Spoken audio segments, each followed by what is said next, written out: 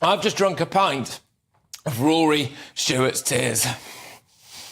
Right, there we go. Anyway, let's whiz ourselves over to Washington, D.C., can we? Because Kamala Harris is due to speak at her supporters' event outside of Howard University in Washington, D.C.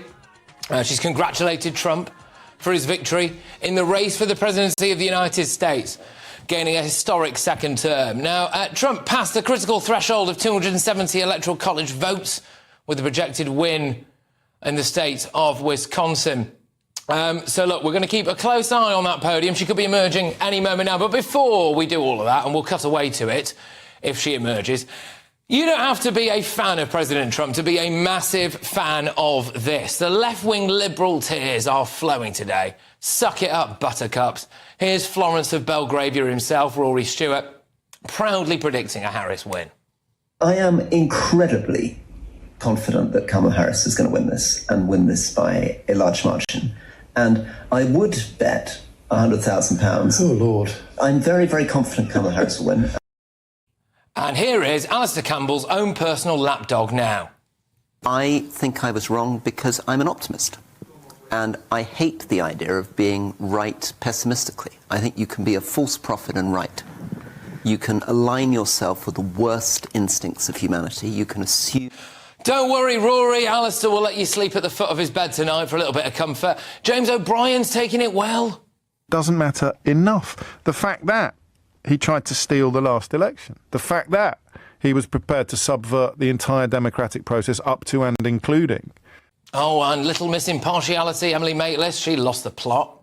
When Donald Trump talked about the eating cats and dogs, half of America was just thinking, this is batshit. I can't believe what he's saying. This is going to be the end of him. Stop swearing. And I will. I mean, I'll tell Emily off later, but because I know she started the swearing. But it may be the middle of the night in Britain, but they're still a little bit sensitive about that stuff. I think we can check on Emily Maitlis now, actually. Let's just see how she's getting on. Oh, there she is with a face like she's chewing a wasp. ITV's Tom Bradby has taken time off from stroking Meghan Markle's hair to speak on behalf of Britain, saying that Trump's a fascist.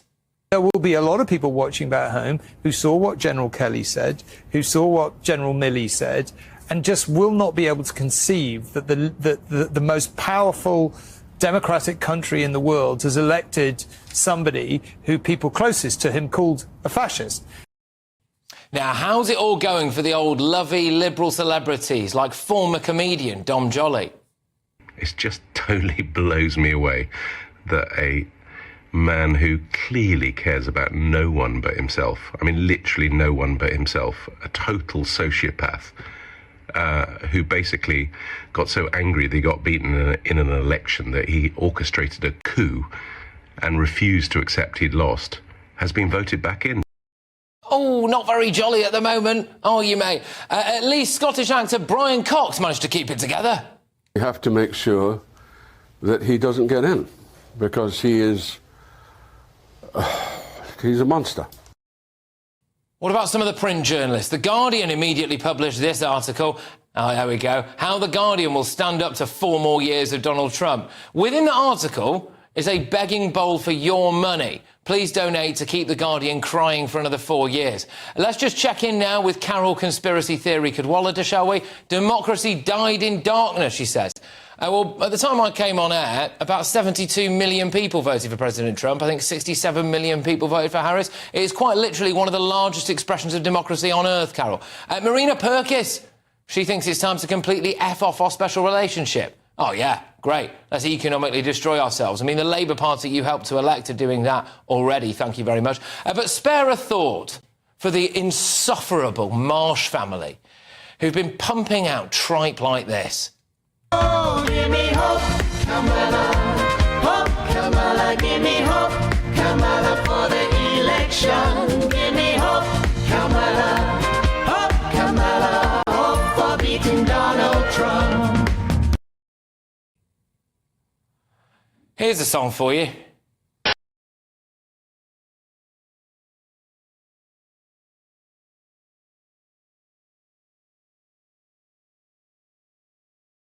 What a time to be alive. All right, here we go. Let's get stuck in with my wonderful panel this evening. We've got writer and broadcaster Nina Mishkov. We've got businessman and activist Adam Brooks. And, of course, director at Popular Conservatives, Mark Littlewood. Now, we are awaiting Kamala Harris walking out any minute now, and we'll take it for you live. I don't know if we can see any of that podium shot if it's still there, so we don't miss a second of it. Historic moment, conceding defeat to President Trump. But goodness gracious me, those left-wing tears, Mark.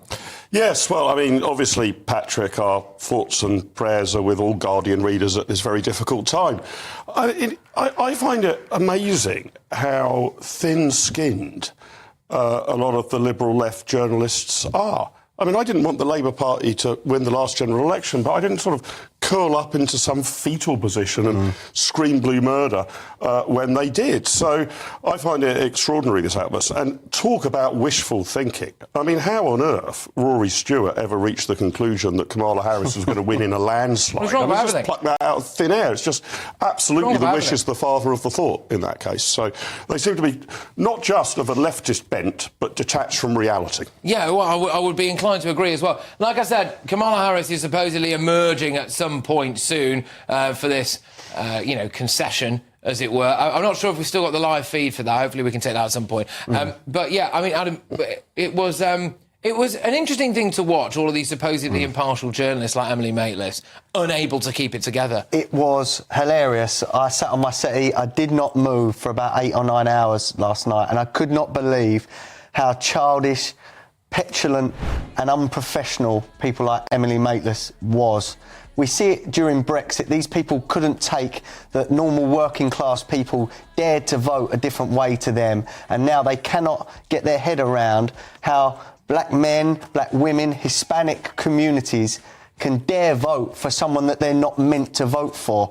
These people, these lefty cabal journalists and media figures have no idea about the real world. They're in their own bubble. They go to their posh coffee shops. Their friends say the same things that they say. Their whole friendship group, agree with each other. And they just cannot deal with real life. And it's great to see. Great. Yeah, I mean, Rory Stewart's credibility, if he had any, has been completely shot, Nina, hasn't it, really? There, Florence of Belgravia, he's out on his backside soon, presumably. Well, frankly, I'm surprised at Rory because I sat on this sofa, not on this show, about 10 days ago, and I said that, unfortunately, probably Trump would win.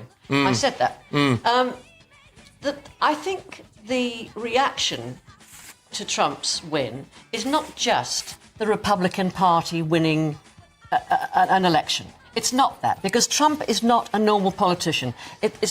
Trump is such an extreme person and personality that there are going to be extreme reactions. Yeah. And I think because of his narcissism, his unpredictability, his complete inability to think of other people, and indeed the country and the people he's supposed to be president, that everything he does is for himself and for his But the people voted. The people voted in unbelievably large numbers. He's very, very clever. He's very, very clever. He really is. That whole populist thing, he has managed to do it. He's utterly brilliant. He's utterly brilliant in terms of how he marketed himself. But I would agree that Trump is the sort of politician who ignites high passions on both sides of the political ledger. And I wouldn't criticise, say, Democratic Party activists, tearing their hair out. What I find extraordinary is on the vast majority of British mainstream television media, it was the anchor man and woman tearing their hair out, Absolutely. not left-wing activists. Well, the presenters. And also the Rory Stewart excuse, well, I was wrong because I'm an optimist. It's the same thing when you go to a job interview and they go, what's your biggest flaw? And you go, well, I struggle to sleep at night because I don't switch off from work because I'm such a perfectionist. Oh, jog on, Rory. He never gets out. That guy, all right, and not just him here now, but so many people like him, I am convinced, and he would probably deny this, hate ordinary people. He'd hate to go to a pub. He'd hate to go to a pub in Essex. He'd hate to go to places like Stanley in County Durham, where we went and did a whole show from. He doesn't want to go and meet the great unwashed. He likes sitting there on Alistair Campbell's lap, just peddling out stuff, pontificating about how great James Cleverly would have been. I've never met Rory Stewart, and I'm no apologist for him, but I think for you to say that, make that sweeping statement that he wouldn't know an ordinary person if he tripped over one and wouldn't want to trip over one is pure speculation. Well, I'll back it up. I agree with Patrick. You agree? Have you met Rory Stewart? No, and I don't want to. When it comes to his public I don't want to. I mean, Patrick, these people, as I said earlier, as soon as you start saying these people, hold on 1 second. You are dehumanising them. You are patronising them, and you are setting up divisive. Nina, 1 second, Nina. 1 second, Nina. Stop saying that.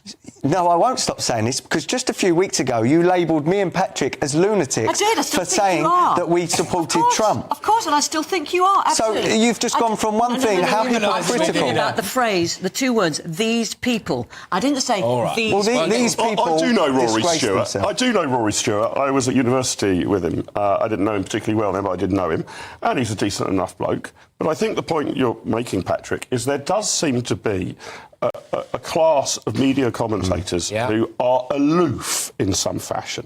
I wouldn't go so far as to say he'll never speak to an ordinary person. I wouldn't say that about Rory Stewart necessarily. But there seems to be a detachment from the pulse and the feeling and the attitudes and the beliefs and the instincts of ordinary Joe.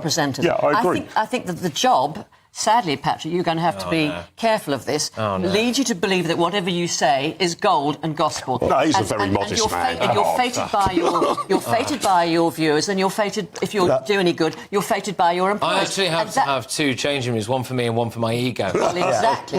So you're aware of it. But the point being that people like Emily Maitlis, who did a brilliant job on Prince Andrew's interview. Oh, come on. Right. That was sitting there waiting for you, wasn't it? I mean, you know Jeffrey Epstein. But she did it brilliantly.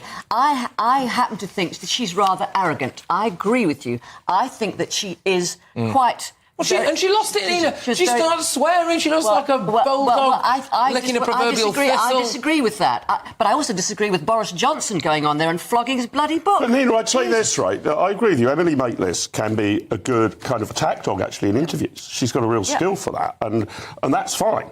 What I was so disappointed about last night, flicking through all of the various British channels, was the only TV channel that played it completely straight was GB News. Everybody else, the people anchoring it, appeared to have an opinion on what they wanted the outcome to be. I and that's a shocker. The BBC did not have an opinion. They did not have an opinion on it. OK. Well, maybe you've got the likes of Dom Jolly, right? Dom Jolly. I just can't understand it. I just can't understand it. Look, these people, maybe I had higher standards. Maybe I had higher standards. I didn't want a misogynist to win. You see it time and time again. When they get a vote that they don't like, the people who vote for that person are thick. Look, let him answer enough. Look, this is what I was saying before. These celebrities and these left-wing activists or journalists, whatever you want to call them, they cannot understand. You're an activist. You call yourself an activist, don't they you? cannot understand why these people have voted for Trump. They do not have anything in common with the common man or the lower classes. It's pure snobbery. And it's there for everyone to see. Actually, in fairness to John, classes, actually, I think that's. In fairness to Tom Jolly, he actually says that. He's the one who puts his hands in the air and says, "I have no explanation for what on earth happened." If he got out more, he might. Yeah, he might. But at least he had the decency to admit that he had no explanation whatsoever. That people like the news agents, all right, Lewis Goodall's of this world, the only way they would have ever turned up to somewhere in the northeast, like we were at the other week or whatever, would have been to go and do a vox pop, and they clip up the most stupid things that those people say, they make them all look like idiots, and they put it out there. That's the only way they would ever go to any of those places. They do not care about ordinary people, and they've called it wrong. That's why they keep calling it wrong. They cannot fathom the idea that people would vote for Trump. Patrick, it's pure Trump derangement syndrome. These people cannot get over it and will never get over it. May I just point out to you, when Donald Trump was sworn in as the 45th President of the United States, he put his hand on a Bible and he swore that he would protect and preserve the American Constitution. Now, on January the 6th, that is exactly what he did not do. Utter nonsense. Don't you say it's utter nonsense? I'll say what I'd like, Nina. Well, it's utter then nonsense. You're deluded in that case, and politically naive. He sat there for 4 hours. He encouraged them to march to the Capitol building. And he called for no violence. He didn't. Well, he sat there with his arms folded for 4 hours and didn't bring in But the Nina, state troops. this case has been prosecuted now, if you like, in the public arena, I don't mean legally, for months in front of the American electorate. The Democrats have been pointing this all the time, and the people have now decided, and the electorate is never wrong. Depressed about the American population. Can I just remind everyone, if you are watching us on television, what it is that you're looking at, apart from our beautiful faces occasionally here. That big screen there that you're seeing is the podium where any moment now Kamala Harris is due to walk out, and it is a historic moment. It's a moment that many people thought would never come. She is going to, as we understand it anyway, concede defeat officially to President Trump.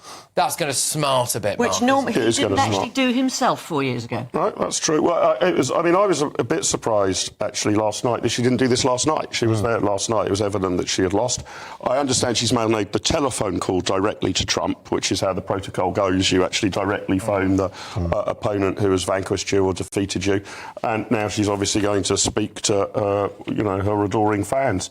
It was a big surprise to me that she packed up and went home last night. I thought that was slightly graceless. It was pretty obvious that the election was over. If she genuinely thought it was in the balance, I think she should have taken the stage and said that to her, to the hundreds and hundreds of Harris supporters who had worked so hard for her. She didn't bother. She's been completely off radar and missing in action for 12, 15 hours now. Yeah, can I just say, thank you, by the way, guys. It's a lovely start, and, depending on how late Kamala Harris is, we might need a bit more of you shortly. But